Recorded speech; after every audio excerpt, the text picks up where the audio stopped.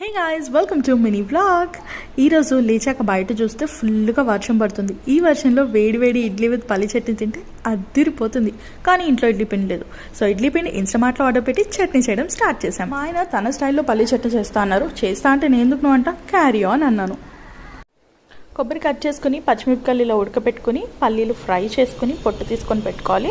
అలా పొట్టు తీసుకొని పెట్టుకున్న పల్లీలు ఎంతైతే క్వాంటిటీలో తీసుకున్నామో అంతే క్వాంటిటీలో పుట్నాల పప్పు, కొంచెం సాల్ట్ అండ్ వాటర్ యాడ్ చేసి గ్రైండర్లో ఇప్పుడు తిప్పామంటే చట్నీ రెడీ అయిపోతుంది. చట్నీలోకి పోపు వేయాలి కదా, పోపు కోసం ఆవాలు, మినపప్పు, కరివేపాకు అండ్ ఎండుమిరపకాయలు అయితే వేసుకుంటే సరిపోతుంది. కరివేపాకు ఫ్రెష్ కరివేపాకు అయితే చాలా చాలా బాగుంటుంది. సో పక్కింట్లోకి వర్షంలో తడుచుకుంటూ వెళ్ళి మరి కరివేపాకు తీసుకొచ్చుకొని పోపు పెట్టుకుంటున్నాను. చట్నీ అయితే రెడీ అయిపోయింది, కానీ ఇడ్లీ పిండి ఇంకా రాలేదు.